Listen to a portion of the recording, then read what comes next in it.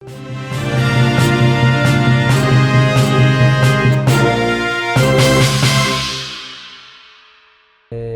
produk sendiri, bikin sistem sendiri. Ya, pertanggungjawabkan sendiri. Pertanggungjawabkan sendiri. Dari ratusan ribu orang. Bah. Aplaus dulu ini Tribuners. Ini sistem baru nih, dan mesti kalau misalnya pengusaha-pengusaha baru yang mau membuat perusahaan, konsultasi dulu deh. Iya. Bisa bikin perusahaan konsultan tuh. Iya, amin. Untuk buat sistem, Kak. Iya, Memang buat saya sistem. hobinya kayak gitu. Karena saya itu, Kak, nggak bisa kerja keras. Karena saya sedikit-sedikit, tipe sedikit-sedikit sakit kan, nggak bisa kerja di lapangan. Itu juga sebenarnya awal mula kenapa saya jadi all shop. Main HP, manfaatkan sosial media. Karena saya kalau pergi pagi pulang malam, rutin begitu, sedikit-sedikit masuk rumah sakit, sedikit-sedikit sakit gitu. Nah, makanya ya kita harus bersyukur sama situasi yang ada. Tidak boleh karena satu hal kita menyerah gitu loh, Kak. Tuh, malah kekurangan saya itu jadi kelebihan, alhamdulillah, seperti sekarang. Jadi peluang. Iya, jadi peluang yang baru. Yang penting kita berusaha gitu aja. Siap. Nah, Tribuners, kita istirahat dulu deh. Kalau ada yang mau bertanya ke Mbak Dwi, bisa di kolom komentar YouTube dan Facebook. Sebentar saya akan bacakan. Oke, kita kembali lagi beberapa menit.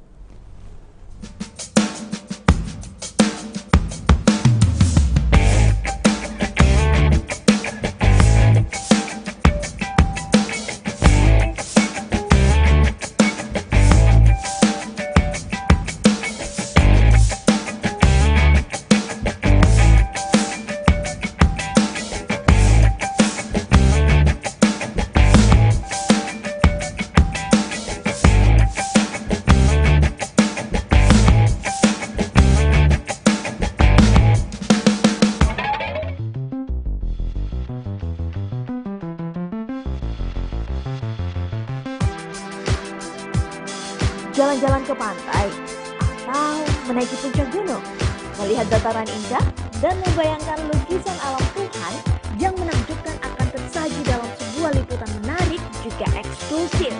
Ikuti perjalanan saya menuju destinasi paling epik di Sulawesi Selatan, hanya di Wisata Virtual Tribuners.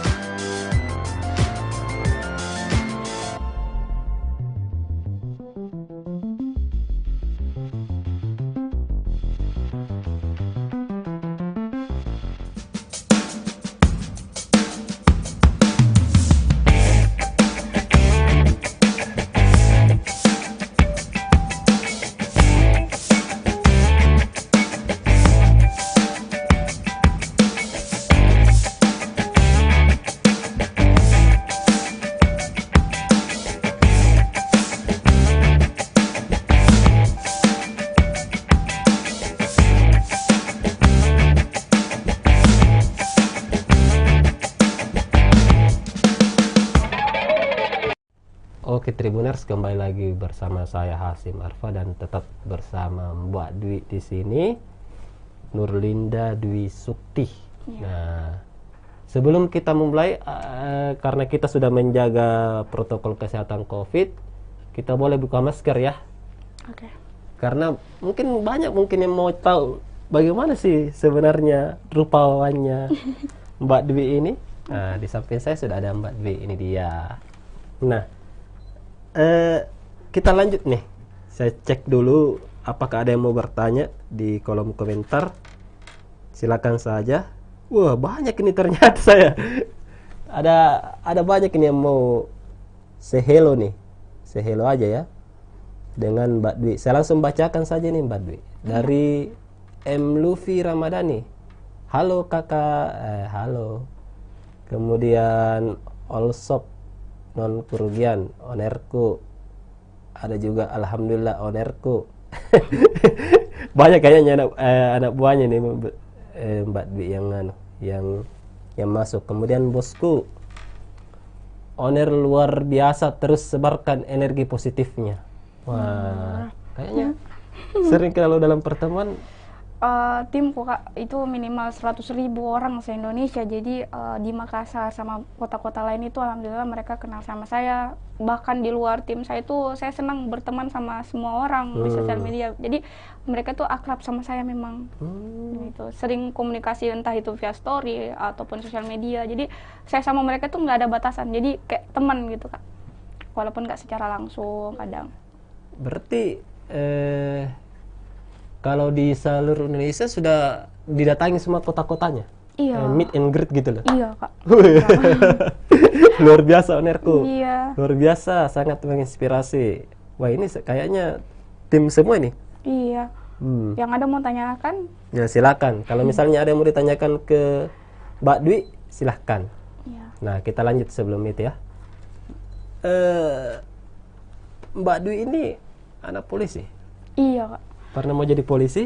Pernah mau jadi polwan, tapi karena agak ceper.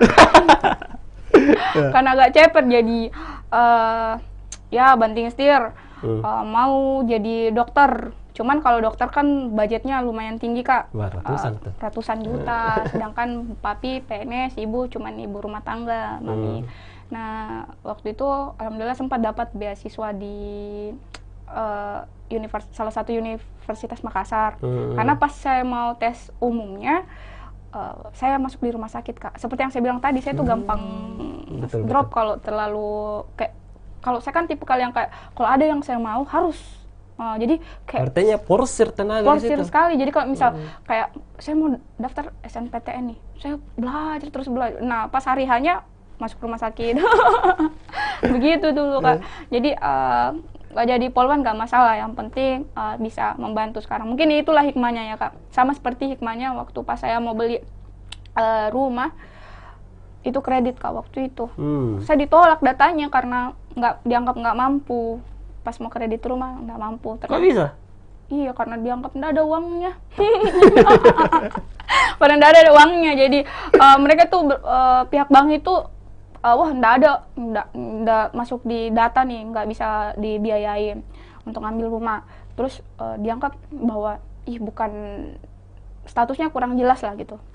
Itulah dasar-dasar kenapa saya harus punya PT, supaya orang-orangku, bukan cuma saya, orang yang ikut sama saya itu tetap terjamin atas namanya Kak. Jadi sekarang mereka itu alhamdulillah Kak, mau beli rumah, mau beli mobil, mau beli apa itu bisa semua berkasnya. Apalagi kalau namaku yang dijual atau PT ku itu dijual langsung ACC, karena alhamdulillah bersih namanya sampai sekarang. BI checking-nya aman. Aman. Kalau di peminjaman gitu loh. Iya, pinjam. Nah,